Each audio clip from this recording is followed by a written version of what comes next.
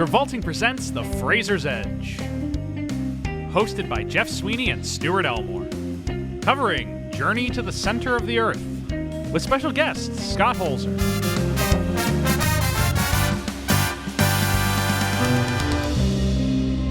Journey to the Center of the Earth. Hey! Couldn't think of a better one. Nope. That's how we're starting this episode off, folks. That was a split-second one. Journey to the end What? of the Journey to night. the end of the night. Journey to the center of the earth. Journey to the beginning of the moon. No, the sequel to this is called... We're going to talk about the sequel to this movie later. The mysterious island one with Dwayne "The Rock" Johnson. What? You're Oh, yeah. blowing my spot up. Oh, I'm sorry. I got a lot to say about that movie later. I mean, I enjoyed it, but at the same time, it's like it's the not to go on a tangent, but it was the beginning of the fucking Rock, like boom was that movie. It was like, and then all after that was like, oh, we're gonna give him to like Jumanji. We're gonna give him the Moana. We're gonna give him all these other things right after that. If film. I'm right, it was the first The Rock wears a khaki. Yeah, I was just gonna say. I'm pulling up that picture right now. Rock wears khaki. You know, I'll just kind of dive right into it. First, I'd just like to welcome back Scott. Yeah. Back from Hairspray and Gotti. Welcome back to It's good to be back. Travolting Presents. A three-timers club, right? I had to fight. Well, this will be my fourth time because I was also Right? on the Gotti episode. Oh, that's right. Because he was on Hairspray, Hairspray, Gotti, this. Okay, so Wait. this is the third. I thought You okay. went on one in between Hairspray and Gotti, or the one before? Maybe. Is this your first Fraser episode? Yeah, because I had to fight to get one because I Yeah. wanted George of the Jungle. And the I wanted the Mummy. I wanted all these films that had such a huge aspect of my childhood.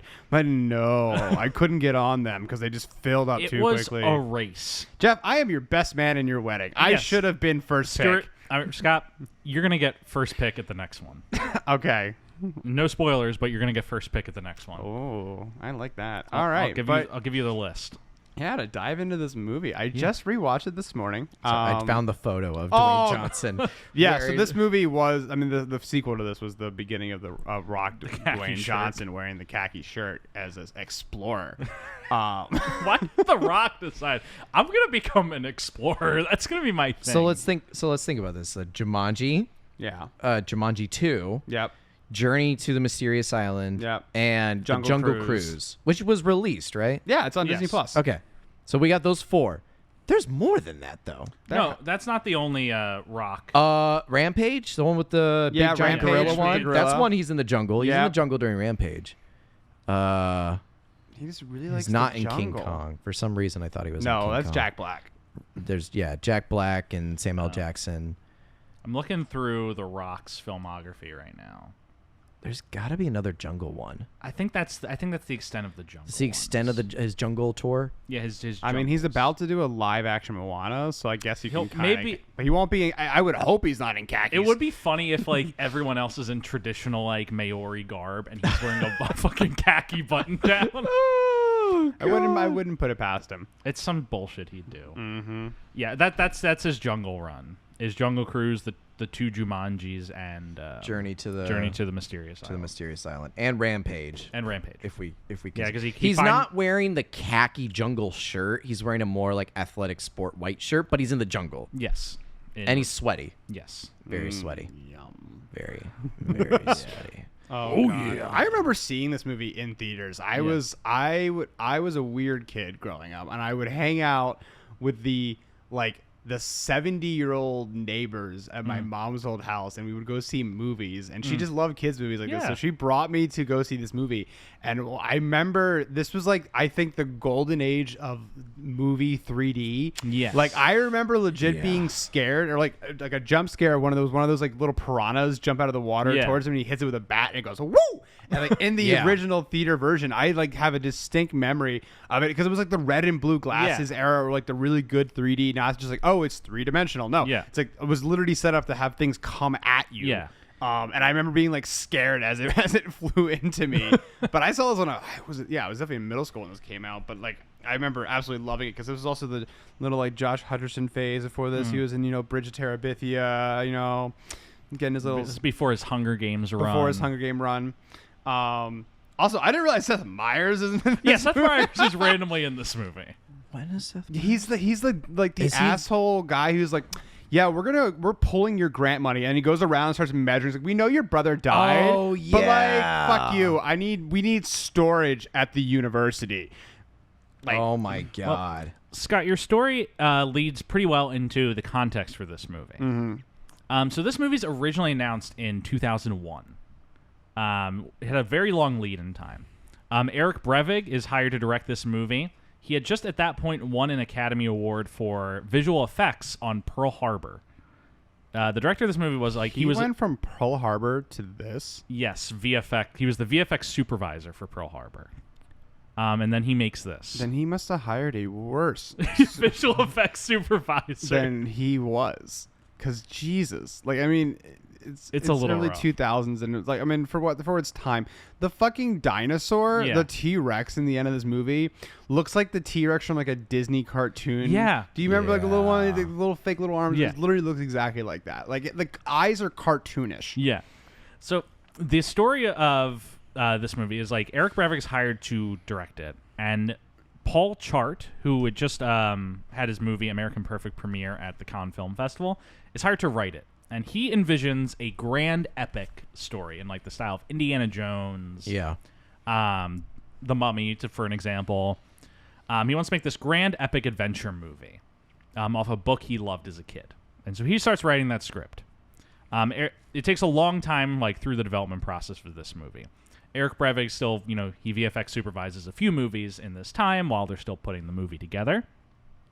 What ends up happening is a little thing called 3D happens. Yes. In 2005, 2003, the announced the Jeff, cast. if this you movie. think I don't have all movies made in 3D pulled up on Wikipedia Stuart, here's right the now. thing. I have it pulled up too. No. Ended the podcast. So was it one of the first? This is towards the later period. Yeah. Oh. So in 2003, they announced the cast of this movie. Brendan Fraser is in the cast at that time. He's cast like right off of The Mummy. Which is perfect. Mummy Returns. Like he's going to be perfect. He fit for this plays movie. like a more toned down version of him from the Mummy if he was a dad. Yeah. The thing is, this movie on paper, Brendan Fraser being cast, perfect idea. Yes. But then you watch the movie. Yeah.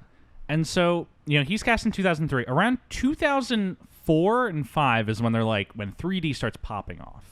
Shark Boy and Lava. Oh, first- God. No, the first movie released in theaters I- in like modern 3D is James Cameron's Aliens of the Deep. Which is a IMAX documentary that I have watched and is pretty good. It's not as good as the Titanic one. It's not totally feature length though, right, Jeff? No, it's like 45 minutes long. That's why, like, I am looking at the list, and I think it's safe to say that, like, The Adventures of Shark Boy and Lava The Adventures of Shark Boy and is Lava the Girl, first one. and to clarify, it is in a different category because, like, I put this movie in like the 3D amusement park genre. Yeah. So, like, 100%. because there are movies that are good and then they're just made to be 3D. Because, like, if you look through this list, Harry Potter's listed on it. Yeah, Now, they- Harry Potter wasn't made to be a 3D amusement park movie. And everybody knows what I'm talking about when I say that genre. It's like every single shot, when there's a moving object, it's always towards screen. Yeah. And it's all, and It's everything. like the fish jumping towards you. yeah, It's like, the fish jumping towards you, the tape measure thing. or also so this is a great example because in the beginning of this, because I want to talk about this because Yeah. I was like, when he did this in the beginning of the film, I was like, Daddy. So in the very beginning of the film, Brendan Fraser's like waking up and he's like getting his day ready Yeah. and whatever. He's hearing the answering machine back when those things were a thing. Yeah. With tape. And it's like, hey, by the way, I'm dropping your nephew off, whatever. And he's brushing his teeth. And he looks down into what would be the sink, and he spits out all of what, mouthwash into the sink, which is right under the camera. And I'm like, yeah, in 3D, that looked like he just fucking like spit all over you. And looking back, and looking back at it when he did that, I literally was like, damn, Daddy, yeah, Like, spit in my Spit it mouth. right at the camera. Yeah, so it's like it goes into that. It's like they specifically had shots designed. There's like, or instead of just like, let's take Avatar the blue people one, where it was like, oh, this is, it's just the 3-dimensional world. No, this was literally the amusement park where it was like, oh, let's have things come directly at you. We want the audience to be like, oh, and like have it like, as I said, the flying fish. Like, and it's also no accident that the first act of this movie that takes place outside of the center of the earth is so fast. Yeah. Because like they're in the real world, and like real world shit is not fun to do like 3D stuff, because that's why 3D, the spit was the only like gag effect in the real world. And I noticed, because obviously I'm watching this on my 2D TV, I noticed when like Seth Meyers does show up and he does like, there's a weird shot where the tape measure swings out towards you, the camera. I'm like, whoa, what was that? And I'm like, oh yeah, they got to fit in like the 3D stuff where they can, because we're not in the center of the earth yet, so therefore there's not a lot of visual effects things, so therefore we have to manufacture reasons to make this a 3D movie until we get to the 3D world. The big idea of 3D at this time, it's like you said, this is the experimentation age of 3D. Yeah. And so, like, for the most part, every movie that has 3D is either 3D is the gimmick, like there's things that pop out of the screen at you. Yeah. Or it's like, Harry Potter or Superman Returns, where 20 minutes of those movies are 3D. They convert like 20 minutes to be 3D. Is this where like you're watching it and then there's a logo at the bottom? Do you put your glasses do you not on remember now? Shark Girl, Lava Girl? If you got it at home and you watched the DVD at home, it came with the little red and blue glasses and it had a cutaway scene, and it was like, all right, boys and girls or whatever. It was like secret agents or whatever the hell it was. And I was like, put your glasses on now. And it gave you like 5-6 seconds to do it. And you put it on. I was like, and now back. And you go right back into the action of it. And they fit it in the story though, right? Yeah. Because it was not like, at that point, 3D wasn't proven as a big success. So they do like 20 minutes of a big movie. If you saw it in IMAX, the action scene at the end would be 3D. Like if you saw Harry Potter and the Half-Blood Prince, I'm seeing right here. Like that movie would be 2D. And then you get to the broomstick chase through London, and it'd be like, put your glasses on. That scene would be 3D. And then it'd be like, take your glasses off. That feels very slightly different from like, because I'm thinking about Spy Kids 3D Game Over, where they fit it in the world, like Shark Boy Lava Girl. It's like a little like the call thing that he had in that. It was like he flipped it open. It was like a call from like their ball. I haven't seen the movie since since I was a child. Last time I saw it, I think I was extremely stoned, so probably 4 years ago. Yeah. And it was literally, they built it into the actual movie. Yeah, where it's like, okay, we're going into the video game world. Yeah. Time to put your glasses on. Well, and the rest of the movie's 3D until they get out of the video game world, and then you take your glasses off. That's the thing to note, is that all these movies, except that they cut in and out of the video game world. The Adventures of Sharkboy and Lava Girl is called The Adventures of Sharkboy and Lava Girl in 3D. Yes. It is Spy Kids 3D. This movie was released as Journey to the Center of the Earth in 3D. Yes. Harry Potter did not have 3D at the end. That was just like a perk you could get. Yes. 3D at this time is only like 20-minute segments of a movie. It's movies that are designed for 3D to exemplify the gimmick. Yeah. Or it's an animated movie, because those are very easy to make 3D. Because it's already rendered in 3D. All you have to do is just render it with the additional, layer. Yeah. Stuart, I've lost hearing. Oh, you have? Yes. Oh, I'm back. Okay. And then it's not until Avatar that really 3D kind of explodes as a thing for filmmakers to work with. Because all these movies, like I said, they're either the gimmick movies, an animated movie, or it's a segment of a movie. Mm-hmm. When Avatar comes out in 2009, that's when every movie starts being 3D. Because after Avatar, you'll note, like, in 2010... Clash of the Titans becomes a major success because it's just the first movie released in 3D after Avatar. Mm-hmm. Alice in Wonderland makes $1 billion because it's a 3D movie that comes out 2 months after Avatar. Right. Yeah. The Last Airbender is converted to 3D. All these movies that are shot in 2D just start hastily being converted to 3D. Because they're like, oh, we can make money. Yeah, we can make money. People want to see this. I remember also at this time when we moved into a house and we bought a TV that had 3D capability. Oh, I remember that being so cool. Yeah. Never used it once. Yeah. Never. Avatar's the movie that like proved that 3D could be a viable concept, and then Hollywood runs it into the ground over the next 3 years. People get sick of 3D. Yeah, they very beat quickly. it like a dead horse. Also, like, no, it hurts your fucking eyes after a while. Yeah. I'm going to dig James Cameron here in Shape of Water to piss Jeff off. But Jesus Christ, I had a migraine 10 minutes into the movie. Yeah, no, I'm also not a fan. Then 3D basically dies after like 2015, and then it comes back in 2022 with the release of Avatar: The Way of Water, one of the great movies. And we all know how I feel about that. One of the great films. But back to the regularly scheduled program. Back to your regularly scheduled program. Then they're re-releasing movies, old movies, but making them 3D. Yes. And so this movie comes out of that 3D boom, but at the beginning where like 3D is the gimmick. And so the original writer of this movie leaves at that point because the studio starts saying, hey, less of this like grand adventure. We need more set pieces for 3D action. Yeah. And the movie gets rewritten and retooled for 3D. Like, what's exciting to see in 3D? A fish pop out at you. A T-Rex chase you. Brendan Fraser spitting in your mouth. Brendan Fraser spitting in your mouth and you liking it. Daddy.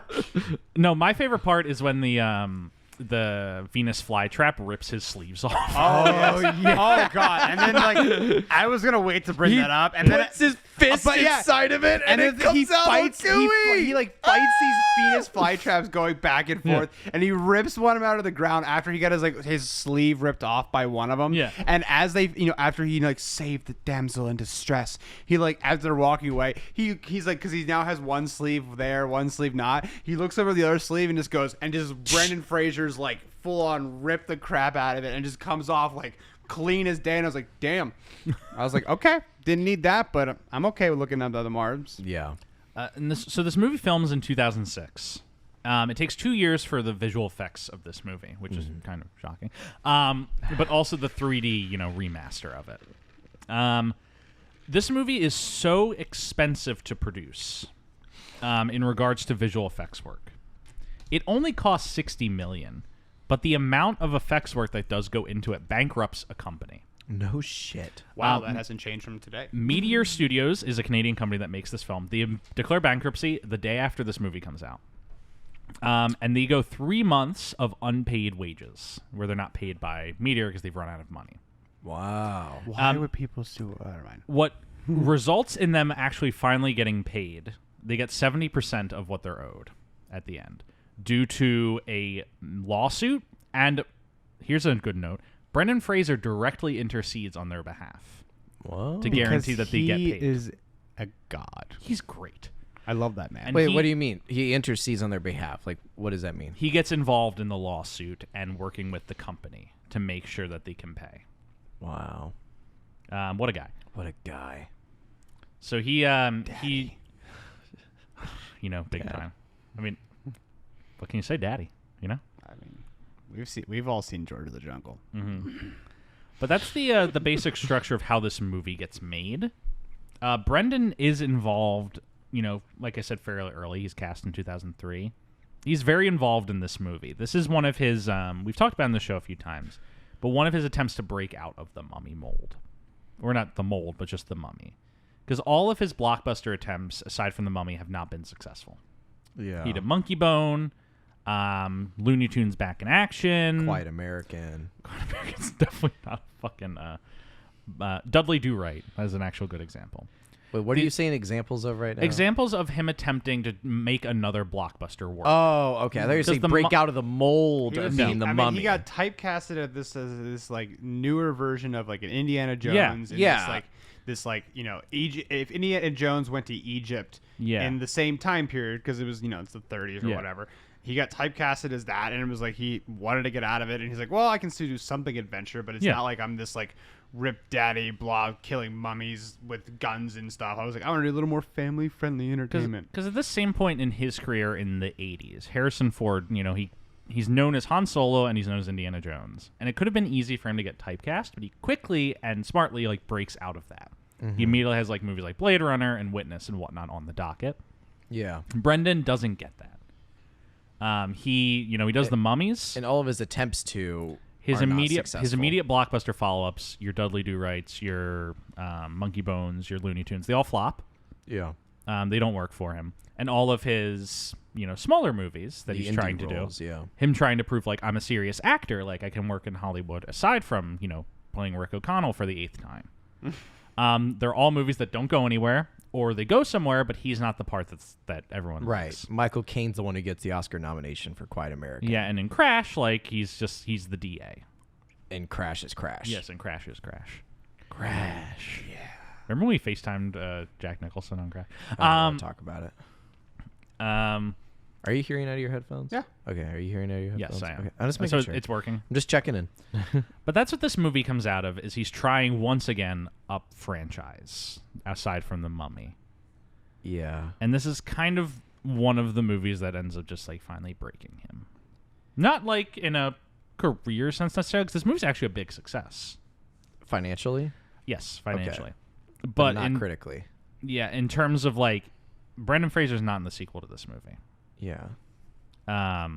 Because of a lot of personal injury reasons. Well, and he was going through personal injury reasons as he joined onto a movie like Journey to the Center of the Earth, which is a very physical movie for him. There was, obviously not as physical as his other films, but it's like you're still running around a lot. You're still doing, you're doing rappelling on a sound stage. Like, it may not be the same stunts that he was doing in Mummy, but like his body was destroyed during those movies. There's a story I think I read on IMDb where like he burned himself in this movie. Yeah, he takes a flare to the rock that it hit the rock wrong and it like flipped around and burned his hand and it shut down production for a few days. Like things like that. And it's also like he's not in his 20s and early 30s anymore. By 2007, I want to say he's like creeping on 40, if not already past that hump. Mm-hmm. You could definitely tell he's a little older than he was in The Mummy, because like especially in that scene, as I talked about when he spit in everyone's face, like you could see he looked a little older. You could definitely see that those hard years of The Mummy have definitely put a few he rings under his eyes. He is 38, creeping up on 40, but he's also 38, having done all the Mummy movies, all his own stunts, all like that have worn down injuries. his body. Yeah. And so I feel a lot of sympathy like watching this movie and seeing him like do the things he is able to do, and I'm like, Jesus Christ. Like, but yeah. And all with the Jeff, do you know of any other injuries like he sustained in this movie? Like that's the only one specifically from this movie, but this is just another contributing factor. This and The Mummy, Tomb of the Dragon Emperor, which comes out 2 years later, right? It's the next movie we're covering on this show. Right. It comes out the next year. Comes out the next. So, but he actually there was 2 years between this the was filming of this. filming So it took 2006. 2 years to put this together because of the visual effects. So you finish that, goes right into the next Mummy. Yeah. Which there's a lot of like, he got injured quite a bit on that one. Yeah. Because his run at this point is he does Journey to the Center of the Earth, The Mummy, Tomb of the Dragon Emperor, Inkheart, G.I. Joe. That's I forgot he was in G.I. Joe. Heavy action movies. Is Inkheart in a heavy action? I don't know. Well, it's a Harry Potter ripoff. I don't want to say ripoff. It's a Harry Potter riff. Okay. So there's action involved in it. Yeah. Those are 4 heavy, action movies, and then you'll note that's when his career drops off. Just completely. Because he's just broken by that point physically. Yeah. And he's going through a messy divorce. Yeah. And this is after when he was sexually assaulted. Yeah. And so I think I was planning to talk about this more at the end, but I'll talk about it now. The fact that he gets replaced in the sequel by The Rock is both a big example of like the changing of the guard in Hollywood at the time, but also just like where, it says a lot about where his career's at the time. That he was replaced with The Rock, who's on the up, and he's on the down. Yeah. They were like, let's put somebody who will probably bring in more money. Yeah. They put a bigger name, and they didn't think it was going to be financially smart to have him back. They didn't think it would be financially smart, and he's also just too injured at the time to really do another action movie. Yeah. And Did they even offer that movie to him at all? Did we? It says says he didn't return. It says he declined. Yeah, he declined to return. Now I'm not sure if that's just polite or if he actually did decline. Or they offered to him because like that was his movie. It was more of just like, we know you're not going to do this. Like we don't want you to. It's a PR stunt for like studios to offer them the role, but at a substantial pay cut that's like untakeable. Yeah. They'll be like, come back as the guy, and it's like, what's this say here that I'm taking like a 50% cut? To me, that's the interesting thing about this drop off in his career. This is a big success. This makes a lot of money, and The Mummy, Tomb of the Dragon Emperor, which we'll talk about next week, makes a lot of money as well, and yet his career's done. Yeah, I think it's very much like the physical like injury aspect and the divorce aspect. It's not the saleability of his career. Because his physicality. His divorce was messy. Yeah, very messy. These are honestly more successful movies than he's had in the past like 4 to 5 years financially. Yeah. Yeah. So, like, you would expect that he would kind of get back up after this. But he is just, he's just done too much to his body. Well, when you think about it, you tried all these indie films where he's like co-starring alongside great actors for dramas and grounded films, and those aren't working. And then you kind of, it almost seems like that he has to reluctantly go back to the blockbuster, and seeing those be successful, that would crush my heart almost. I would almost kind of be happier to know that, like, oh, it's not just that I suck at being a drama actor, it's that I suck at everything. I mean, I wouldn't say he sucks at being a drama actor. I mean, he definitely, obviously, he had his role. He was very good in those roles. And then, like, you look at his other films, there's a reason why they didn't do that well. Like, I mean, he's a phenomenal actor. I love the man. Like, obviously, he deserved his Oscar when he won for The Whale. Like, I cried during practically that entire movie. But, like, you look at, like, his other movies where he was more dramatic, and I was like, I mean, he's been off and on. He's still learning his dramatic chops. He's still learning, but I don't think we've watched a movie. Well, I mean, he's supposed to be this, like, the last episode we covered, The Air I Breathe. Breathe. That's the first performance where I was really like, ugh. Yeah. And, like, he's never been outright bad in a dramatic movie, but he's never blown me away in a dramatic role. I mean, I thought he was good in Journey to the End of the Night. And he's good. No, he's good in these movies. But he doesn't. But he's not away. like, he hasn't had his, like, wow, this guy's incredible in this drama. Like he knows how to, like, his The Whale for that time. Yeah. Like, Tom Cruise or in Risky Business. Yeah. Or Tom Hanks in Philadelphia. Mm-hmm. Like, these guys who are, like, coming out of comedy. I mean, I shouldn't say Tom Cruise is coming out of comedy, but these guys coming out of, like... showing they have a wider range of what they can do and do it well. Like, obviously, Brendan Fraser and his action comedies are amazing. Like, The Mummy starts to some of my favorite films of all times. But... like, I'm never going to be like, his random film that he did as a dramatic actor. I was like, that's Mrs. top Winterbourne 10. really blew me away. Mr. Winterbourne blew me away, or Monkey Bones blew me away, or whatever. I was looking back at his filmography, and it does pain me to say that, like, a dramatic role that did blow me out of the water for Fraser is The Passion of Darkly Noon. Yeah. Scott, have you heard of The Passion of Darkly Noon? No. My point, exactly. Yeah. That either his dramatic roles are either go untold, unspoken, or, as you said prior, Jeff, the spotlight is on his co-star that is being, which is sad. Mm-hmm. On side note, have you guys done School Ties already, right? Yes. Yeah. Damn it. Was School Ties a You movie? Yeah. Oh. No, it wasn't, but I just looked at it and I was like, oh crap, I should have asked for this movie because there's some... That was one of the first movies we did. Some very homoerotic scenes in that movie. All right, moving forward. Well, we can do a retrospective on School Ties. We covered that back in July. July last year? Yeah. Holy crap. We recorded School Ties July 24th of 2022. Sorry. God damn. Losing my mind. But yeah, I think we can dive into the movie. Oh, absolutely. I mean, I just had a good time just talking about Fraser there, but yeah. I think we've said. Journey to Center Earth and The Mummy Tomb came out in the same year. They came out in 2008, right? They both came out in 2008. So he had two competing blockbusters against themselves. That's interesting. And they were both successful. Yeah. And then his career never recovers. And that's the tragedy of this all. Is he, we've talked about how he's a yes man. He's very, self-conscious, and he wants to do his best. And he basically worked himself to being to the bone, quite literally in this case, as he had to have bone surgery. Yeah. Fraser says himself, though, like, whenever people say, like, where did you go during all that time? Like, he always says in almost all of his interviews, like, I didn't go anywhere. I was still working. I was still doing shit. And so, like, I don't want to make it sound like, oh, Fraser stepped away and didn't do anything for a while. I mean, there is a gap in his movies, for sure. There is, like, a time period where he did take a break. It's between... But he's not at the point in his career where it's like, The Mummy was coming out every other couple years, where it's like, his newest film was out. Let's go see it in theaters. Like, obviously, I was hoping he was to be doing stuff. He doesn't do a movie from 2014 to 2019. Yeah. That's after his reconstruct. His reconstructive surgery is in 2013. Yeah. So that's his big, break. Yeah. So I think, and obviously, like, he's kind of in I hate to say this, like he's sort of after Tomb of the Dragon Emperor, Inkheart, G.I. Joe. I would say G.I. Joe is the main cutoff. Yeah. After G.I. Joe, he's in the Travolta exploitation era. Yeah. I mean, right? Like he's really he's doing just those he's doing animated movies and he's doing like $2 million like action movies. Yeah.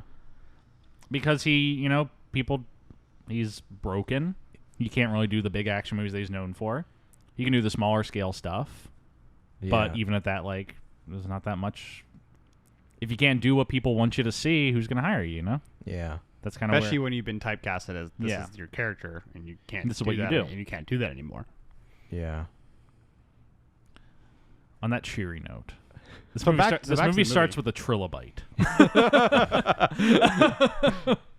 It does. It starts with a very low-res trilobite just walking along the earth. And then a T-Rex. Cartoonish-looking T-Rex. Just chasing this green screen guy. They copy and pasted the T-Rex at a Land Before Time. That's the first one. That's the one. And it's Gene Michael, whatever his last name is.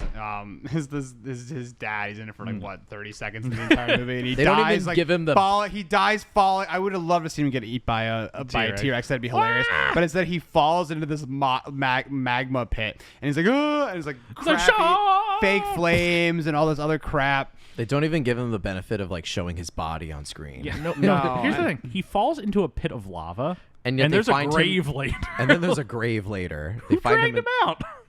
I don't know. Tectonic plates shifting. Wait, they found a grave. They find a grave. They find a grave for the guy. Who put him there? Well, no. They dug the grave. They found the body. Yeah. Okay. Right. Yeah. Because he's in the center of the earth. No, it's the mountain guide goes through like the jungle in the land, and she finds like the water bottle. She finds the telescope or whatever, and then the camera does this like pull back, boom down, where she's looking at something over the ledge, and then it just cuts to her coming and telling. Yeah, I found Max, and it's and then it cuts to them burying him on the beach. Because they just find the grave. No, they made that grave for him. Oh, I thought it's because the I'm kid pretty just, sure walks... he's even putting a rock on it too, Jeff. That's literally what the shot is. He put a rock and they zoom out on it. But also, once again, it's magma. Yeah, where did they find him? What bones are left? There should be nothing left. It is the hottest substance on Earth. That question is still to be yet solved in our next episode on Cold Case. I mean, just like how dinosaurs exist in the middle of the earth. Apparently anything is possible in a Brendan Fraser movie. King Kong did this bit a little bit better. Skull Island. King Kong versus Godzilla. They also did the center of the earth. Kong versus Godzilla. Kong versus Godzilla. Right? Isn't that was the whole bit in that movie that they went to the center of the earth? Yes. And you can come out on the other side? Yeah, and Mecha Godzilla. No, that's a bit in that movie. It's also a bit in Godzilla King of the Monsters. A movie that I think is unjustly bemoaned. It's pretty good. I haven't seen it. That's the first 2014 Godzilla, that remake. Good movie. Pretty fucking good. Yeah. People don't talk about that new Godzilla And movie. the 2019 Godzilla King of the Monsters is the first one with like the holes in the earth. And that's the one with Ghidorah, right? Yeah. That movie is like, you're like, oh, I'm going to go see this Godzilla movie where he fights a monster. And then halfway through the movie, the world ends. What? Like hundreds of monsters just emerge out of the earth and wipe out every city. And the characters are kind of casual about it. There's like a shot of Ghidorah on top of a volcano and like a fucking crucifix just appears. Wait, but then how does Kong versus Godzilla work? See, that's exactly the thing. It's like the world ends in the second one, then Kong versus Godzilla. It's just there's still a few cities left. We can just they didn't kill everyone. Yeah.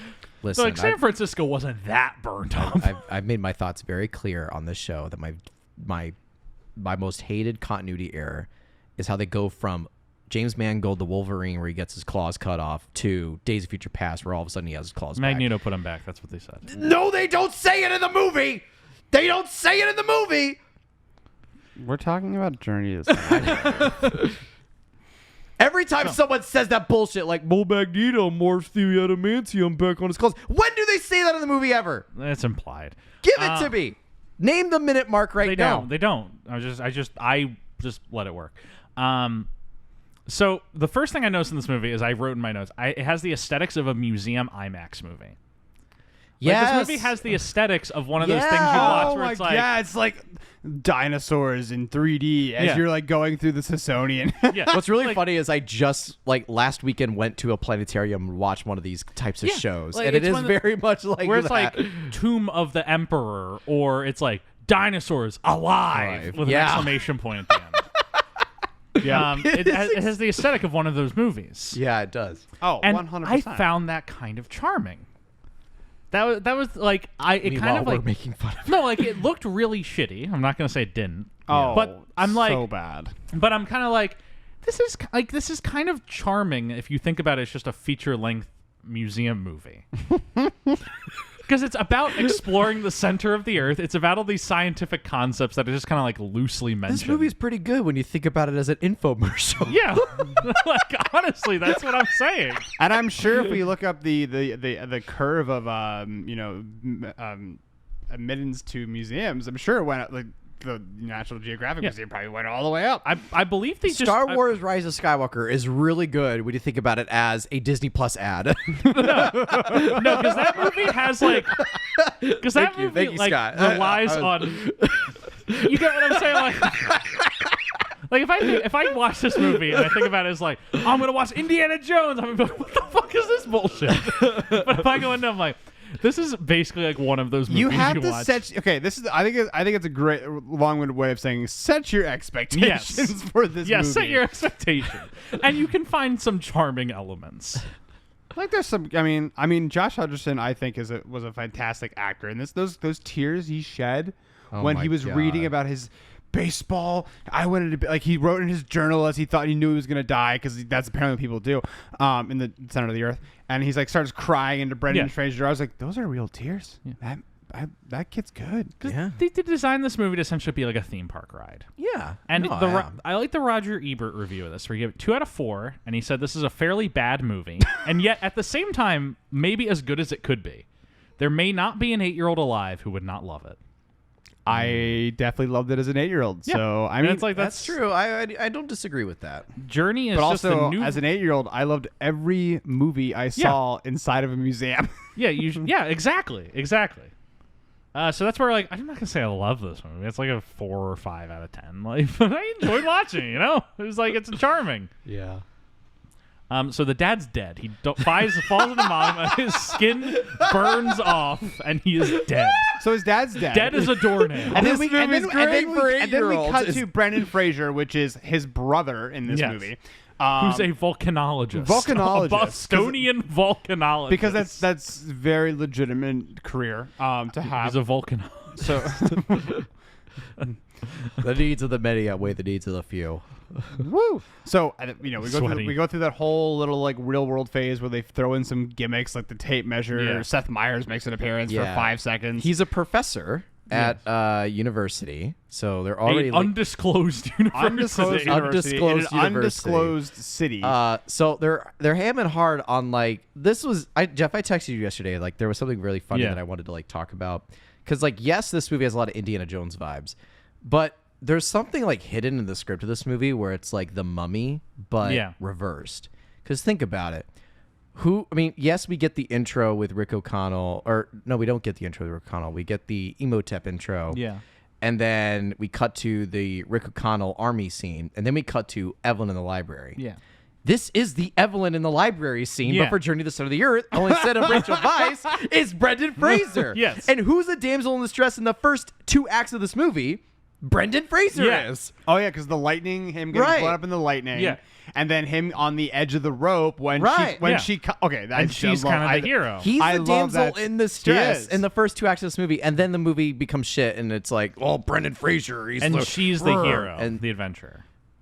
Until the 3rd act, and then Fraser. All of a sudden, Fraser now knows what he's doing as a volcanologist and knows how to explore and properly. And he's like, especially when they get to, he's like, humans can only live up to 130 degrees around, and blah blah blah blah, and like all this other random bull crap, and it's just like, do you actually know anything? This movie, like, if the movie kept on that thread of like Fraser being the nerdy scientist who like needs to be saved out of situations all the time in this movie, and it's the mountain guide who gets hired on a whim to like lead them there safely, I would have dug this movie probably. I would have given this movie 2 more stars out of 10. Yeah, if it had stuck with that. Instead of, seeing Brendan Fraser fight Carnivorous Venus flytraps. I don't disagree. Was so hot. But at the third act, he does come up with 99% of the solutions. Yes.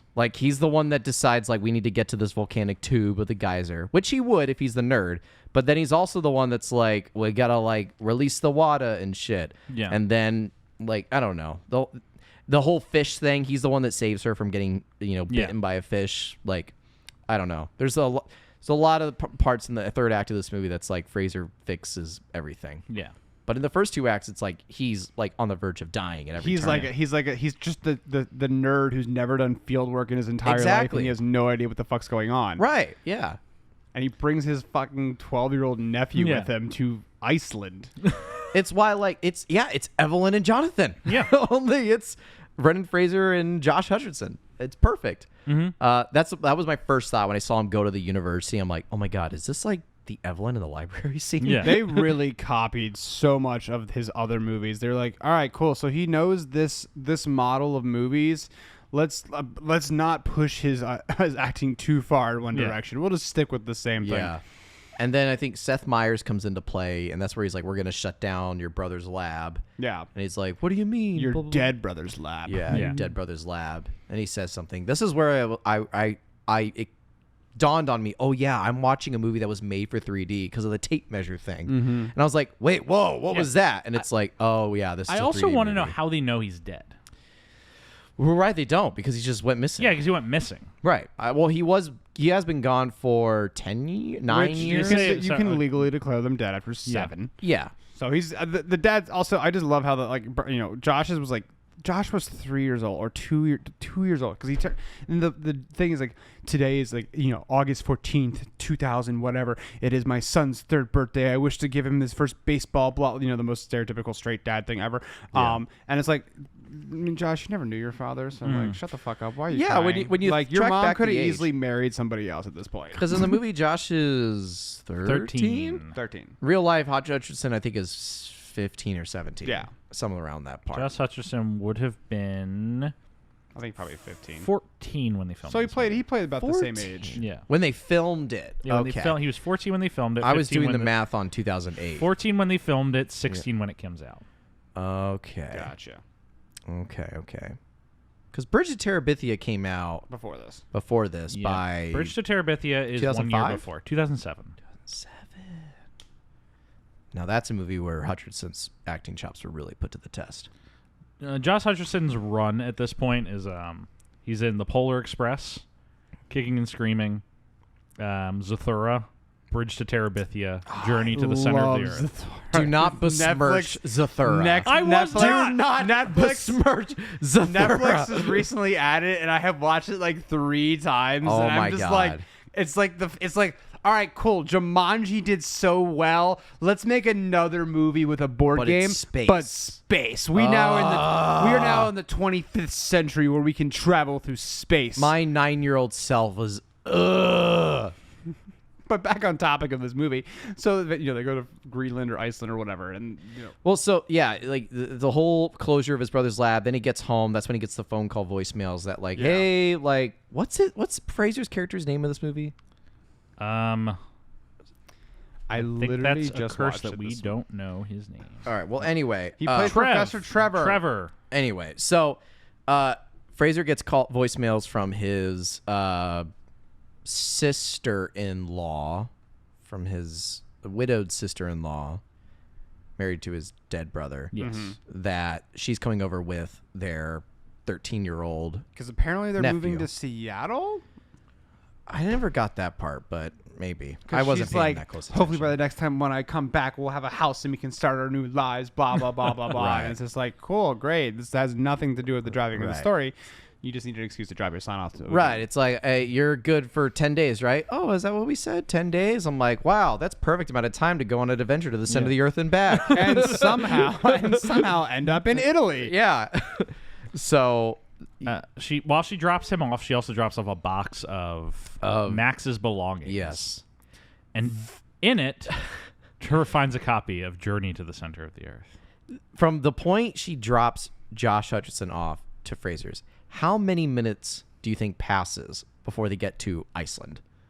I'd say 7 minutes. I was going to say like 5. It is 5 or less. It is so quickly. And it's the cut scene of them going like, you know how much money a last minute flight to Greenland would cost? And he's like, I think you got it. And it's just like jars of coins. This is back in the day where like, you know, like $100 worth of quarters could like, you know, like it's $100 could still pay for shit. Yeah, right. If I wanted to fly to Reykjavik right now, $353. I'm gonna try and buy a ticket for today. No, I'm gonna say even more. 600 today. I'm buying a one-way ticket today for today. 600 and no, it's gotta be 1,000. 21. You saying 1,000? I'm saying 1,000. 621. It's gonna take a while for Jeff to come up with a price. No, I got it right here. What is it? If I were to fly today, Saturday, April 15th, that's when we're recording this episode, a one-way ticket to Reykjavik, not round trip, one way. I could do it nonstop for $582. Damn. You remember they didn't need a round trip; they were going to come back from Italy, so they just booked the leg in Italy. So it only cost me $582 for a one-way nonstop. No shit. It actually, if I wanted to take the one-stop 34-hour flight, it would cost me 5 times as much. What? $1,425 for the as ticket. Opposed to what was the other option? A 6-hour one-way, nonstop. Wait, 6-hour one way for $582. Okay. Or I can do the 34-hour. Flies to London and has a layover before going to Iceland. And that costs more? Yeah, I don't know why. It's insane. Iceland Air notoriously is inexpensive, though. Iceland Air is like a good, flight. They fly out of Chicago. So good to know. If you want to fly to Iceland, $582 from Chicago. Right now. Right now. This is for a flight today at 7:30 p.m. They're going to see an uptick of people. Yeah.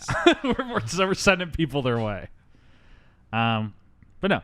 So he books the flight.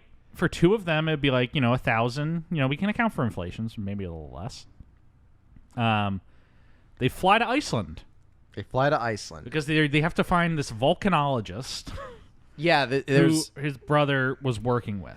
Because he's apparently been dead for 2 years now at this point or whatever. The guy's fucking dead. I mean, the thing is, like, there's literally a line on the plane about what are you doing? I'm Googling at 30,000 feet in the air. Welcome to the 21st century. They could have they made a plug for Google in this movie, so Google definitely paid for some of this. But it's like you could have just Googled this professor's name and figured out find his obituary. And find his obituary. Like you show up and you're like, oh, he's dead, and you're like the daughter or somebody, but you're hot. Cool. Yeah. So they drive through the Iceland wilderness for a little bit. Yes. And they just randomly come across a shack. And then there's a sign next to the shack that says the Icelandic Volcanologist Institute. Yes. The exact thing that they're looking for. They very conveniently come across the shack that just happens to be the Volcanology Institute. Yeah. And so they go up and they knock on the door, and they don't get the old professor. They get Anita Breen. Who is an Icelandic actress, who her most other notable thing is she played Jane Seymour on The Tudors, a show that I did not watch. Cool. But then, she's Anita Breen. She's blonde and attractive, and that's her character in this movie. At least they cast an Icelandic person. Yeah. She's actually good in this. It's actually no, I loved her. Yeah, she's fine. Also, just the flash forward at the end of the movie, but that the kiss scene between him and her at the very end, where they're sitting in the skull of a T-Rex, is just like, it's so bad. It's like it's like. He like stutters into it, and he's like, obviously I'm gonna do it. It's like, dude, the love interest in this movie was barely built up. You were just like, oh, cool, we put a hot actress, two very hot actors together. Let's try to make something for the adults here, people, and throw in a single kiss because we were allowed to make it PG-13. Because like Josh Hutcherson called dibs, and Fraser still to this day has not apologized for disrespecting the dibs contract. Yeah, when they did that exact same calculus in The Mummy, they put 2 of the hottest people imaginable and had them make out in the sand, and it was damn, I didn't realize Jeff All right. I got horny on Maine at least one episode of the show. One? Still breathing. I mean, have you seen George of the Jungle? God damn. So talk about. Have you seen Still Breathing? Talk about sexual awakenings, people. I mean, this definitely was not a sexual awakening, but he's doing it. But like, The Mummy is one of the hottest kisses in film, and this is like the most like ugh. It's so bad. Lukewarm. It is That's because there's like an age difference on top of everything else. Like, how old is she? Because he's 38. There's not. She that would big be of an 24 when they filmed this movie. It's a 10-year difference. It's like not terrible, but like that on top of everything else. Do you remember when we watched Speed Kills? Do you No, remember I when we remember. watched Speed Kills? I remember. Oh my God, Scott, have you heard our Speed Kills episode? No, I've not. Travolta is at least 60. Yeah. And there is a scene when he has sex with a 21-year-old, not an actor, some background lady. She has no lines. And she is only in that scene for that movie to have sex with John Travolta. Man, it is 60s. She's maybe 20. Oh, God. It was abhorrent to watch. Yes, that was quite the movie. Remember the speedboat chasing that? Speaking of chases, they find some volcanic survey. Well, she agrees to help them. Yeah, she agrees to. Oh, she for $5,000, not a day, per hour. Yeah, it's krone. I think specifically she says 5,000, whatever Icelandic krone. Which, if you actually transfer that into dollars today, this was an IMDb trivia piece. It's like $68 an hour, so it's actually quite reasonable. Oh, that's what I make per hour. That's great. Yeah, that's doable. She's making. It's not bad. Making union minimum. She's making union minimum as a tech here, people. Yeah. So she's like, "Oh, your brother must have been a Vernian." And Fraser's like, "What are you talking about?" She's like, "He's a Vernian. My dad was a Vernian." It's the guys who watch the show Dr. Vern and are huge fans of it, but to the point where they're ecstatic. It's people. Oh, sorry, who that's think, Doctor Who. She says it's people who read Jules Verne's novels and were like, "There's real truth in these. These are real tales." By that regard, I am a Tolkien. You think that Middle Earth was real? I mean, it did exist. Yeah. I or mean, a Lucasian. Yeah. The second you start thinking about Middle Earth as a real, if you think about, like, Tolkien envisioned it as like being our world in the past. But the second you start really diving into that, you discover some uncomfortable things, and you should best not think about it. Like what? Well, think about where all the villains in Lord of the Rings are coming from. The South. The South and the East. And think about how what skin color everybody in Lord of the Rings, the North has, and what color the orcs are, and I'm going to leave you with that. Okay, Ooh. fair point. Yeah. Moving on. Fair point on that one. And we're not going to talk about that anymore. I mean, if you read The Hobbit, he does talk about how there's like certain hobbits with dark skin. Yes. It's just the movie adaptation was like, let's make everyone white. Yeah. And I'm not saying inherently that Tolkien was a racist. I'm not saying that. I'm just saying that the more you think about it, the more you're like, this guy was kind of going with the cultural ideas of the time in regards to, all these villains riding elephants are coming up from the South. We should kill them all. And we're not going to go any more into it. We're going back to Journey to the Center of the Earth. They say you're a Vernian. Yes, he's a Vernian. And he opens his brother's book, and it's full of like this like chicken scratch little notes that she's made or that he's made in this book. And she like goes, look, my dad had the same thing going on. If you guys hear that in the background, they are cutting something with a saw. Oh, it sounded like music. It sounded like music. It did sound like music. If it was a saw, you were correct. It is a hacksaw they're cutting and fixing a staircase behind. Yeah, apologies for folks if you're hearing that in the background. But and he's like, my brother was an Avernian. Like, he was, like, adamantly against it. Like, and it was like, no way my brother believed in this being. That was essentially like being copping to your brother watching, like, Ancient Aliens nowadays. Is essentially the equivalent. Yeah, it kind of is. Yeah. Or, like, listening to a Joe Rogan podcast. Or listening to the Joe Rogan Experience. Where someone's just like, Joe, have you ever thought there might be dinosaurs in the Earth? And Joe's like, this is an idea we got to delve into, guys. JB, pull that up. Pull that up. Look it up. There are dinosaurs in the Earth. But also, like, it's not dinosaurs. It is dinosaur. Yeah, it is just one. It is just T-Rex. one T-Rex. Obviously, there's bones. Like, obviously, that's how they got out. But it's like, do you see? There's no other bones of any other dinosaur. It's just the T-Rex. I guess they ran out of a little bit. I mean, we proved they ran out of money. Maybe they ran out of their dinosaur budget and they could only afford a single T-Rex. But like, also when we get into the logic of the world, even just having one T-Rex around is a little bit suspicious. Like, how? Okay, I mean, we have all read Noah's book, 2 by 2 by 2. It takes a mommy T-Rex and a daddy T-Rex to make a baby T-Rex. So he was the last of his bloodline, apparently. Also, apparently... And they kill him. And they extinct the T-Rexes. So Brendan Fraser and Josh Hutcherson are actually responsible for the extinction of all dinosaurs. Guys, I'm mostly talking about how the center of the Earth becomes like over 300 degrees Fahrenheit and everybody roasts alive. But apparently dinosaurs don't. Apparently dinosaurs are safe in those temperatures. Or at least that one T-Rex is. That one T-Rex has evolved to be able to withstand magma. Maybe. Yes. So anyway, I mean, the dinosaurs died out from like fire and brimstone. So probably not. Maybe. So they climb up this mountain to get to this volcano. Fraser finds like one of his like brothers like volcanic sensors. Yeah, volcanic sensors. And then cue the lightning storm when that happens. And then of course the metal device that he's holding is like a lightning rod. So they're taking cover in a cave. Fraser's trying to pull it out. He pulls it out. He runs. Lightning's like following him. And then it strikes the mountain and it caves in and they're trapped in the mountain. I mean, no. We got to say, Brendan Fraser outrun the sun. He's outrun sand. Now he's outrunning lightning. Yeah, man got electrocuted pretty much in this movie. And he survived. Yeah. Pretty much. He's outrunning all the natural elements. He's outrun water in Mummy Returns. Yes. Yeah. He's outrun all the natural elements. Yes. Brendan Fraser, the Avatar. I'm not going to do it. Water.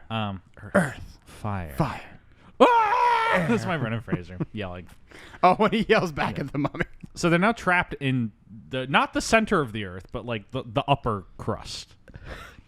And they're like, the only way out is through, and they have to go deeper. And the thing we is, have to go deeper. And they talk about like going deeper, but that little like belaying scene, he like takes a rock and he does the counting of like when it goes down, and he does the math in his head, 9.8 meters squared or whatever the number is, and he's like, sounds like a 20-story building. I'm pretty sure the Earth is deeper than a 20-story building. It's like the Earth is pretty fucking big. We'll never forget the part where they fall forever. Right. That's like the Loki and Doctor Strange. Yeah, I've been falling for 40 minutes. They fall down this one, like, they go down this one shaft, this 20-story one. Yeah. He tries to light a flare, but accidentally sets the wall on fire because it's magnesium. Yeah. Important to note.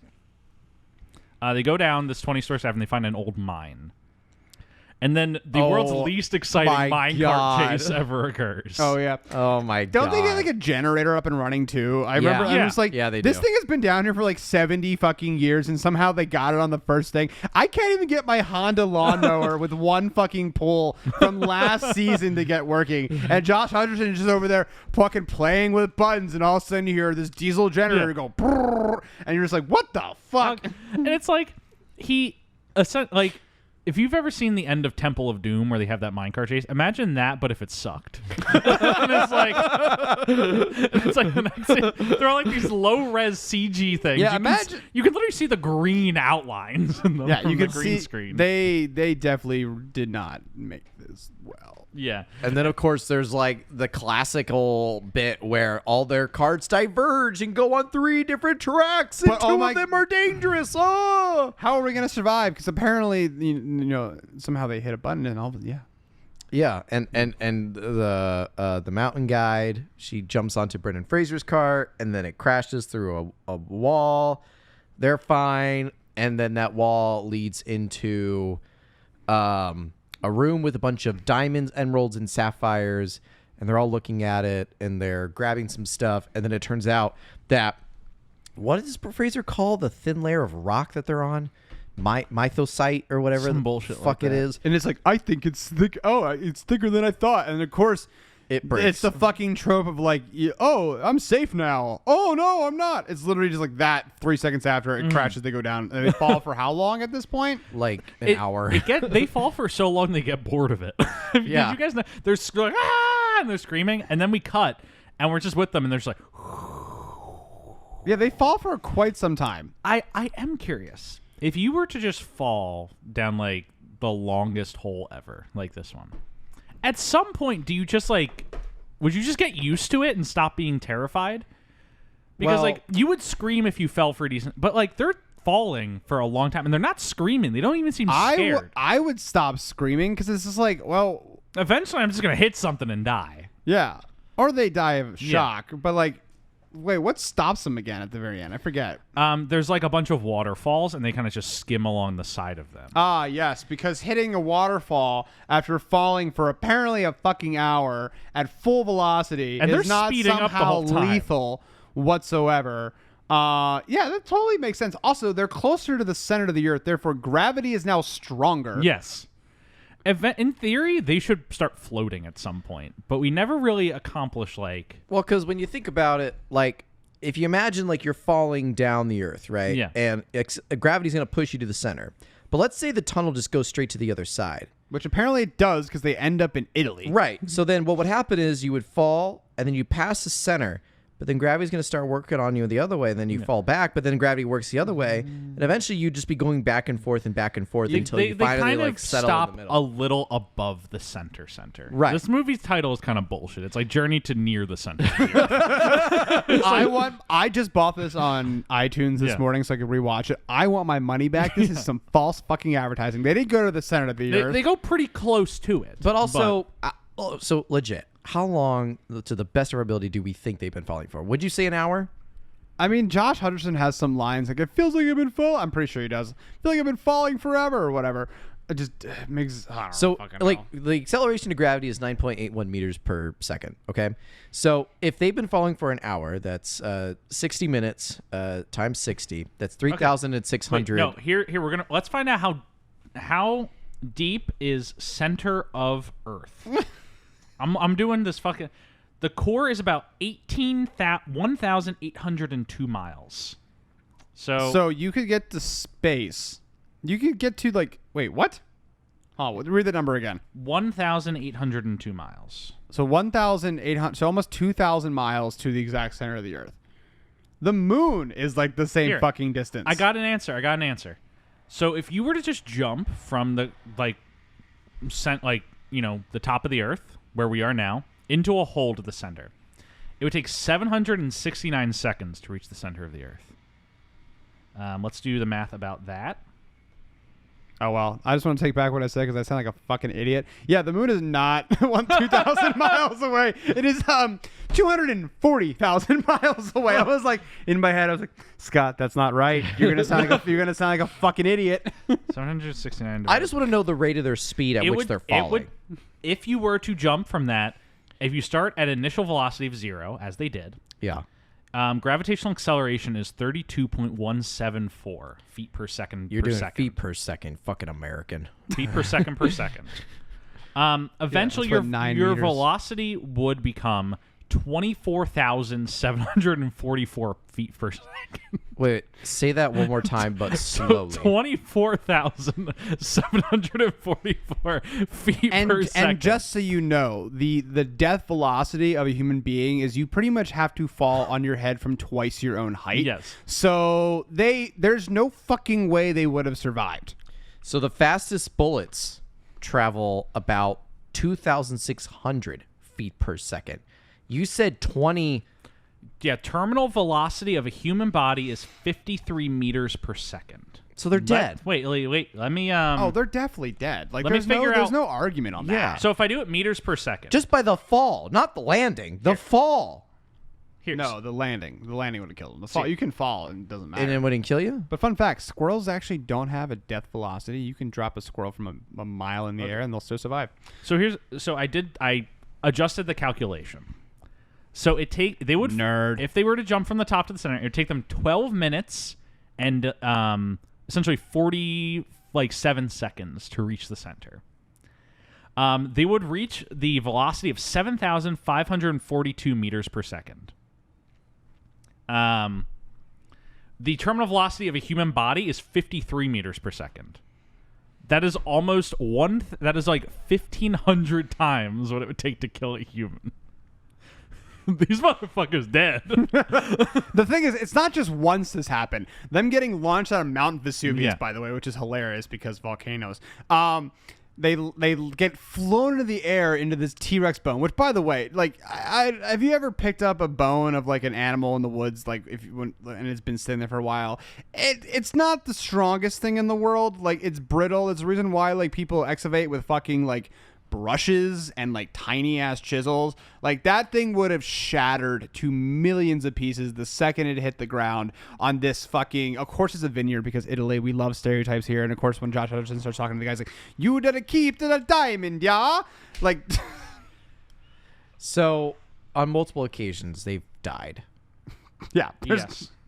And like, the Mummy is more believable in its physics than this movie. Then the other thing that really pisses me off is that the way they survive the landing is that it just turns into a water slide. Yeah, and they just like kind of slide down the water. So, in theory, that is the only possible way I can think for them to survive this. But here's the thing, and I'm sorry, this is going to seem like a vulgar gesture, but just go with me. So this is like the pipe that they're falling down, right? And let's say they're falling down in the middle.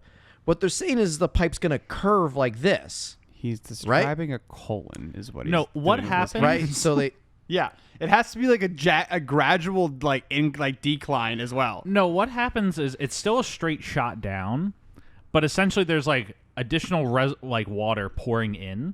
Mm-hmm. And so they just kind of skim the side of the waterfall, and that kind of slows their speed as they get the resistance of the water. Have you ever... It launches them into the next one. And this would not work. This would not work. But in terms of finding a way for someone to survive falling 7,402 miles per second, that's the best fucking way I can think of to explain it. Have you ever done a belly flop before? Yeah. Yeah. Do you know how that shit hurts? Yeah. Imagine hitting water at that speed. Because, okay, I hear you. With like, it's the pipe coming down, and deeper in the pipe there's water coming off like the holes, and they're not going as fast. So they're hitting an object that's already moving in the same direction, but not as fast because it hasn't been falling as long. Yeah. So you're saying their collision and into so they're kind that of falling skidding object, the side of it. They don't collide into it; they skim it. The water, though. Yes. It causes friction. So they're skimming the water that's not going as fast. Yeah. Are we still trying to like slowing down? We're trying to figure this out. Time out. Guys, we're trying to define the physics of a movie that was designed to be shown inside of a museum theater. All the more reason we have to scrutinize it. Science. But like, there's a lot of other things we can scrutinize. We know the physics in movies don't make sense. Like, doesn't matter. There's no noise in space, and Star Wars is all fake. Okay, lies. Yeah, when ships blow up, they wouldn't sound like that. They would just go. You would feel like a slight gravitational like hit. That was like the beautiful little like. No, because like you'd essentially just like your ship would shake with like the force, but there's no gravity. Yeah, we get it. Okay, so they land. They're now soaking wet. They're in this water slide amusement park. I think they definitely tried making this movie. It's like, if Disney bought this for their park, this could be a fun ride. What would be the best way to make rides out of it? Yeah, the free fall. They very quickly like come upon like a mushroom kingdom. Minus the kingdom, but they find a bunch of big mushrooms. Oh God, I love shrooms. Yeah, and then Mario comes out. It's really strange. Mushroom Kingdom, here we come. Oh God. Oh, we're talking about very two different mushrooms. Yeah. Still have not seen Mario. It's like fine. Oh, the new one. I gotta go see that like, this weekend. It's like it's whatever. Yeah. I double featured that in Ben Affleck's Air. Oh God. What a wild double feature. But yeah, they find a bunch of mushrooms, and they find a hollowed out mushroom, and it's Max's home. Yeah, you jumped and they ahead. found no, because they just like walk around for. Well, there's the blue birds in the sky. Well, who gives a shit? They want they wander to do with the plot. It's the Jurassic Park, like, ladies and gentlemen, I give you the center of the earth. It's like But no, it's also like there's no it's them being like everything is bigger. Like they had like a dandelion and he blows into it and it's like 10 times. It's like 40 times the size of what a dandelion would be. It's quite literally the scene from Avatar when he like first enters the jungle. But except what if it sucked? Yeah. What if James Cameron had motivation to be better? What if James Cameron like was suicidal while making Avatar and just gave up? This is what it would look like. Then they also have like a fusion Doc Ock reactor sun in the middle of it too. Yeah, that's the center of the Earth. That's the inner core. They're in the outer core. Yeah, that's the inner core. Mm-hmm. Yeah. Any of you guys watch the actual movie Core? No. Hilary Swank. No. Have you guys seen the movie where they have to drill into the center of the Earth and put explosives to somehow fix the world? That's the Core. Oh, that's the Core. Oh, yes. I have seen that movie. I have done that so many times this week where someone's mentioned something and I'm like, that's the Core. Oh, have you seen this other thing that I'm pretty sure is not the same thing? It's like, Scott, was the exact same fucking thing we were talking about. Oh. Yeah, that's Core. And yeah, I do remember that movie. Once again, I work in film, yet I know nothing about film. Because how do they get to the center of the Earth? They have a laser. They use a laser that drills them down. Oh, and of course, the first character who dies is the black character. Because how else would we make? He does go out pretty badass. He does. He definitely does. That man was dude. That movie was the daytime FX movie. Yeah. That's what I remember watching it. Okay. Yeah. So the fuck the blue birds. Like who fucking cares? They're translucent. They glow in the dark. Blah blah blah blah blah blah blah blah. And then the mushroom. And then they find his father, and it's like, oh, he has such a strong emotional connection to his father, who he's never met in his entire life because he's been fucking. He died when he was 2 years old. No offense, but like, yeah, all the offense. And so they bury him, and then we're back in the mushroom house, and then that's when Fraser makes the discovery of like, oh, Max made the discovery that like the tectonic plate shifts release the hot gases of the magma that irregulate the temperatures, which then turn this entire area into an oven. Yeah, and so like we have, how hot is it now? 94 degrees. It was 82 degrees when we got here, so that means we got about 48 to 72 hours before it becomes too hot for humans to survive in. So they have to get out. Yeah, it's a race against time now. So what their plan is they got to get across an ocean. Yes.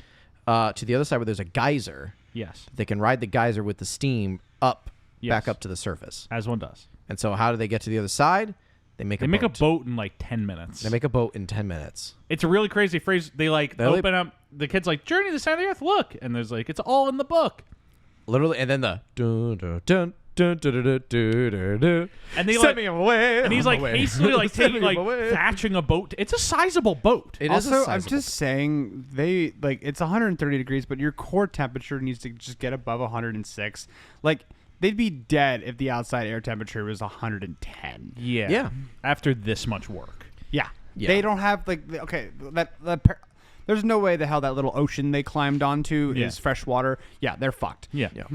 And so like they're on their little boat, and they have a sail that's in the thermal. Okay, but can we talk about the beautiful little like father-son bonding moments between little like montage of them building a boat, and he's like tying this knot, and Brendan Fraser looks over and is like, I'm so proud of my son.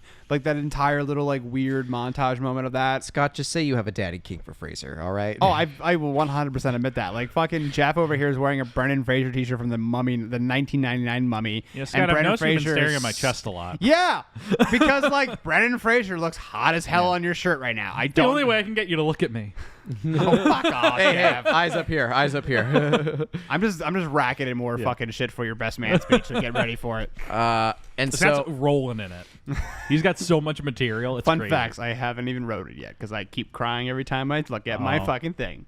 That's very sweet. You're welcome. Sweet. This got very earnest very quick. Let's get it back. Let's talk more shit. Daddy. So Daddy Fraser and his little love boat, not love boat, sorry. Like, he's like, oh, I'm trying to be a father figure to this kid that I've only met like 3 times in my entire life. That's the son of my brother. So apparently I no longer give a fuck about it because my brother's dead. So, that little moment, of course, the thing that Josh Hutcherson is tying is the thing that the sail is tied to, which fails. Yeah. So he clearly didn't train his nephew well enough how to tie proper knots, because that's what gets him launched into the air. Yeah. Also, like, did he wrap his hands? Or like, why would he just let go the second he felt his like getting lifted into the air? Like, I don't know.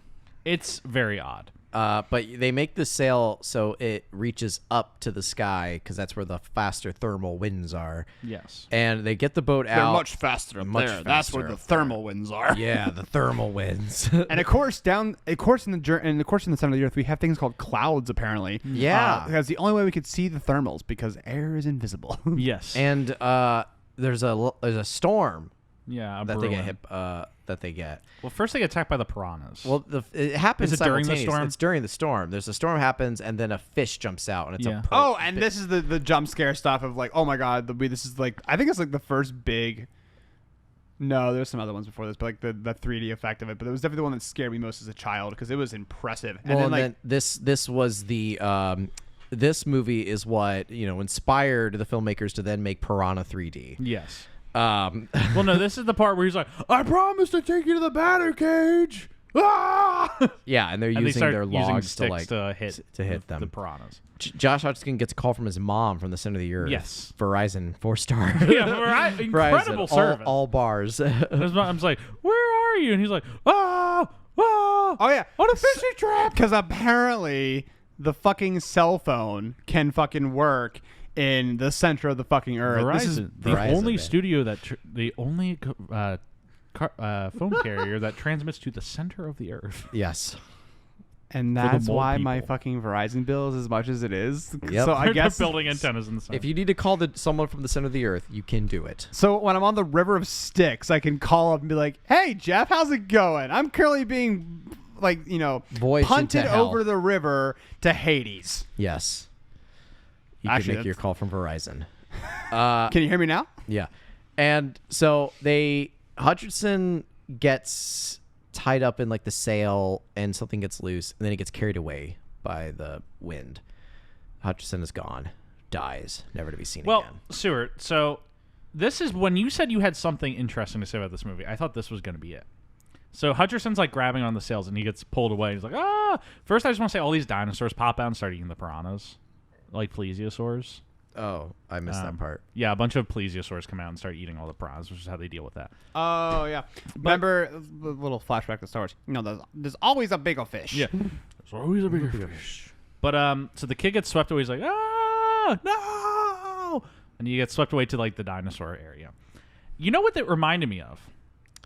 Jurassic Park 3? Yeah, because the kid's also in a red shirt.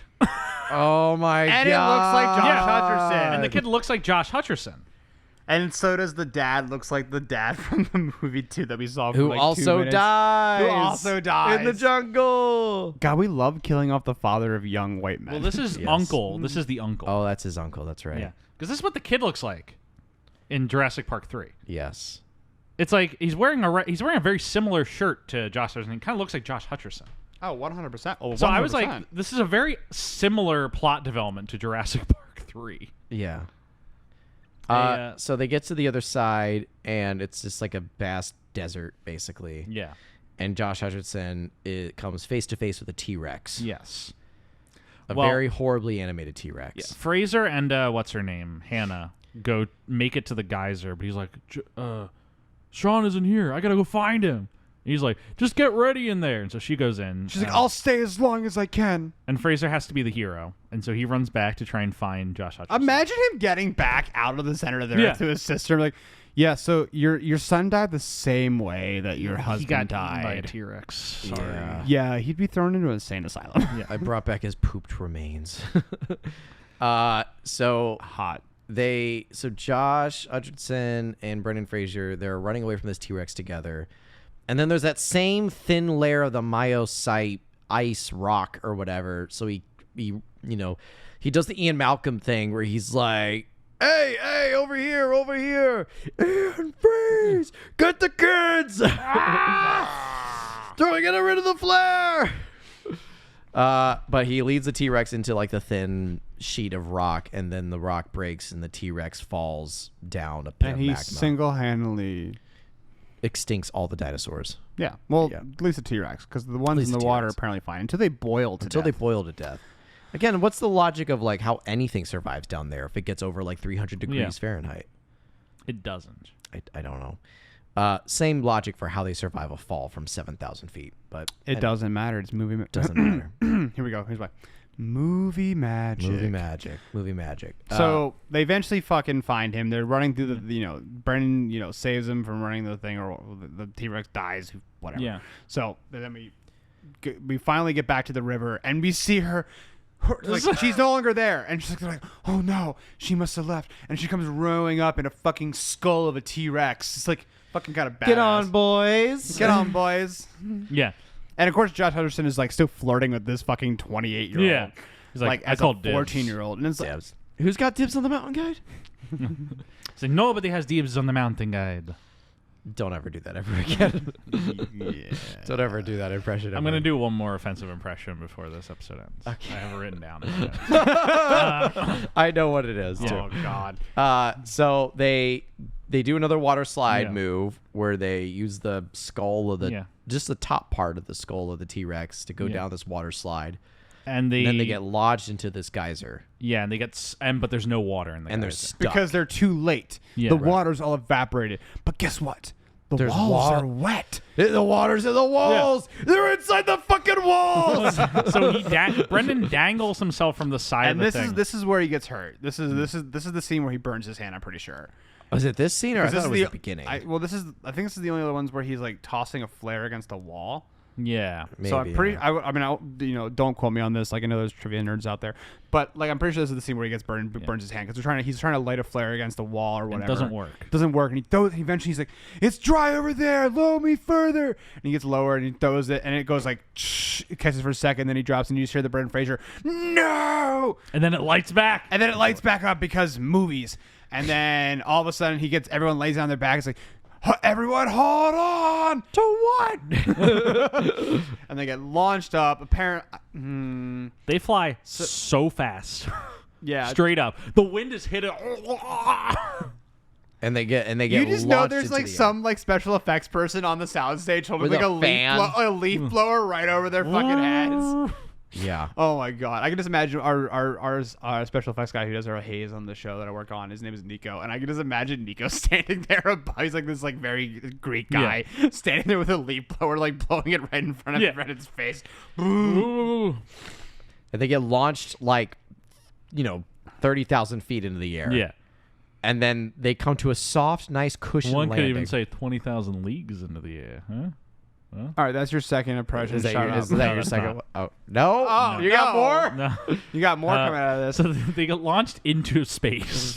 But I mean, okay, fall. I guess the only redeeming factor of like maybe they could have survived is they hit another gradual fall. Yeah. But they also land into a winery, which wine needs very nice soil. So I guess it is Italy. It is Italy after all. Yeah, volcanic ash. Like, it's a mountain. They hit a fucking mountain. Not me trying to justify the way they survived. All these grapes. And you know how they filmed that? They just like put him on a sound, like just put him in this thing, and they just had these like the grips hold onto these like fake vines and just like run over their faces, and they're just like and so they come to a stop. And to the fake Italian man I've ever seen. Yeah, so they get there. This one guy's like, "Mamma mia! my house, mamma mia! My you destroyed my grapes! Gabagool! Mamma mia!" And then of course, fucking Josh Hutcherson takes out these diamonds. These diamonds. Yeah, that he found. Look, he's like, "Don't do it." They are very shitty diamond props. The prop department definitely ran out of money at this scene, and he hands this guy, and he's like, apparently he. Do you want to go down slide again? Apparently this guy is like a true what's a guy who's like understands geologist, and he's like. Apparently he understands what a diamond is instantaneous, other than because it looks like literally just a piece of glass. And so he's like, and all of a sudden he's like, "Oh my God, do you want to?" And really, but Josh Hutcherson uses the shittiest Italian. And he's like, "You keep for the house," and he's like doing this like fake little Italian accent. And of course, don't want to live on this planet anymore. Fucking Mario character. Pretty much. I'm pretty sure he has a mustache too. He has like the Italian little man's hat on too as well. Yeah. And he's like, and the fact that he says "Mamma Mia" is just like, oh, it's fucking hilarious. I think it's at this point that he kisses the mountain guide. This is where it's like they're going in for a kiss. It's like, Hey Jeff, for your first kiss on your wedding, please do not use this as a guide. He's using the mummy. I hope you use the mummy. And Becca doesn't have earphones on. She's somewhere in this apartment and probably heard me say that. So we'll see what happens. I mean, it's like the ugliest kiss ever for two very attractive people, and they're doing it right in front of like fucking Giovanni Giuseppe over here, whatever the fuck his name, Mario like hey. Mario Mamma Mia or whatever the fuck. And then he goes like, hey, what's the whatever Josh's character's name is? If your mom asks what we did this week, tell her I took you to Italy.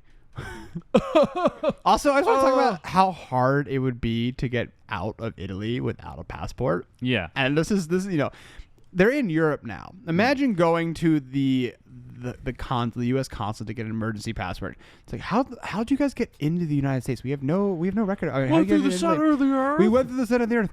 They would be thrown into a fucking insane asylum so goddamn quickly. Well, clearly they just clambered back into the center of the earth and came out a different hole. Yeah, that was the sequel that was written and then scrapped. Yeah. So they get back to Ohio. Back in Boston. Boston. Oh, it's Boston because apparently Boston's on the exact other side of the earth as Italy. And so they use all those diamonds to build a new laboratory in honor of the brother that Trevor will run. He gives a little fuck you to Seth Meyers on his way out. And that's basically where the movie ends. Is Trevor a bird flies out of his backpack. Yeah. Well, Trevor gives the mom comes to pick him up. And Trevor gives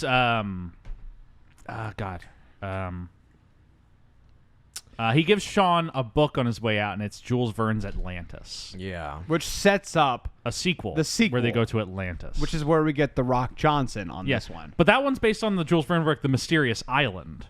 Yeah. Instead of Atlantis. So they clearly scrapped the sequel they were envisioning. But The Mysterious Island was Atlantis. They talk about it being Atlantis in the movie. Yeah. Okay. I haven't seen it, so I don't know. I own it on DVD. Oh my film is based on Jules Verne's. It is one of the only films I still have on DVD in my apartment. I do not own a DVD player, but I have it on DVD. That's amazing. Jeff, I'm going to add that to your collection. Okay, yeah, they do go to Atlantis and journey to the forbidden. They discover that it's Atlantis. Like, this is Atlantis. Like, Mysterious Island. It's got to be. And like, fucking. Okay, that makes sense. Batman's butler is just sitting there in a very like well-built house all by himself as a 75-year-old man. Because I think Jules Verne did write an Atlantis novel. I mean, if you haven't read any of his books, he is a fantastic science fiction writer, and highly recommended.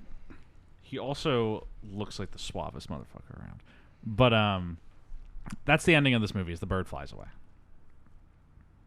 And the movie's over. Yeah. Okay, so he just released a invasive species into the wild? Wow, what a fucking dick. And all the birds, all those birds ate the other birds. It's the only bird left. Well, birds aren't real, dude. That's it. That Remember, Stuart, if it flies, it spies. If it flies, it spies. I am a bird truther. Oh my god. Little plug for that. Check out Birds Aren't Real on Instagram. I highly recommend it. That's so funny. But that's the end of the movie. And it's a pretty short movie. Like I was able to fit it. I started at like noon today, and I showed up here at like on time at 2:15, and still was able to watch the entire movie. It's only like an hour. Like 90 minutes. Yeah, it's an hour and 30 minutes runtime total. I feel like they definitely had to cut a lot of it out, probably because of their budget restraints. Yes, because I was like, they definitely could have made it a little bit longer. Yeah, but I mean, I wasn't complaining. This movie was made for $60 million. How much did it make? This movie is a big success. I accidentally closed the fucking tab. Bringing it up now. Okay, so this movie makes $244 million. That's a big success. That's that's quadruple its budget. Yeah, which is especially for this time, big in Hollywood.